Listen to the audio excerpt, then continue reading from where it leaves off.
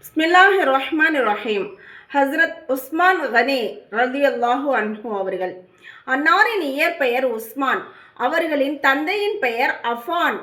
அன்னார் அரபு நாட்டின் உயர்ந்த கண்ணியமிக்க கோத்திரத்தை சேர்ந்தவர்கள். கோத்திரம்னா வம்சாவளி. அல்லாஹு தாலா அன்னாருக்கு பெரும் செல்வ செழிப்பை வழங்கியிருந்தான். முஸ்லிமான பிறகு அன்னார் தமது முழு செல்வத்தையும் தீனுக்காக செலவு செய்தார்கள். புனைப்பெயர். அன்னாரின் புனைப்பெயர் துன்னூரைன், இரட்டை ஒளி கொண்டவர் என்பதாகும். அன்னார் முஸ்லீமான பிறகு அன்பு நபி ஸல்லல்லாஹு அலைஹி வஸல்லம் அவர்கள் தனது அன்பு மகள் ஹஸ்ரத் ருக்கையா ரலியல்லாஹு அன்ஹா அவர்களை அன்னாருக்கு மணமுடித்து வைத்தார்கள். அல்லாஹ்வின் நாட்டப்படி மதீனாவுக்கு ஹிஜ்ரத் சென்ற சில நாட்களிலேயே ஹஸ்ரத் ருக்கையா ரலியல்லாஹு அன்ஹா அவர்கள் வஃபாத்தாகிவிட்டார்கள்.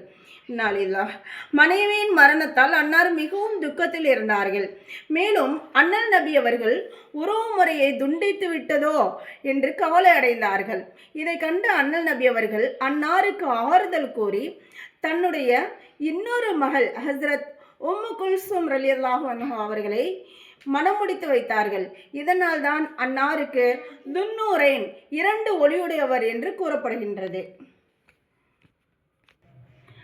அன்னார் சிறு பிராயத்திலிருந்தே நல்லவராகவும் தூயவராகவும் இருந்தார்கள். மேலும் மிகவும் வெட்க சுபாவம் உள்ளவர்களாகவும் கூச்ச சுபாவம் கொண்டவராகவும் இருந்தார்கள். வெட்கங்கட்ட விஷயங்களின் பக்கம் நெருங்க கூட மாட்டார்கள். சுப்ஹானல்லாஹ். நல்லவர்களுடன் மட்டுமே பழகுவார்கள்.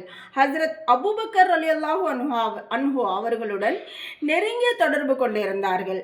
அவர்கள் கூறிய புத்திமதியினாலேயே உண்மையான உள்ளத்துடன் முஸ்லீமாகவும் ஆனார்கள். ஹிஜ்ரத். ஹஸ்ரத் உஸ்மான் ரலியல்லாஹு அன்ஹு அவர்கள் 2 ஹிஜ்ரத் செய்துள்ளார்கள். முதலில் ஹபசா சென்றார்கள். எல்லா மக்களும் ஃபர்ஸ்ட் ஹபசாவுக்கு ஹிஜ்ரத் செய்யும்போது இவங்க ஹபசா சென்றார்கள். பிறகு அங்கிருந்து சில நாட்களிலேயே திரும்பி வந்து மதீனா முனவராவுக்கு ஹிஜ்ரத் செய்து அங்கேயே தங்கிவிட்டார்கள். மேலும் மதீனாவில் எப்போது இஸ்லாமிய யுத்தம் நடக்க ஆரம்பித்ததோ அன்றிலிருந்து பத்ரு யுத்தத்தை தவிர மற்ற அனைத்து யுத்தங்களிலும் கலந்து கொண்டார்கள்.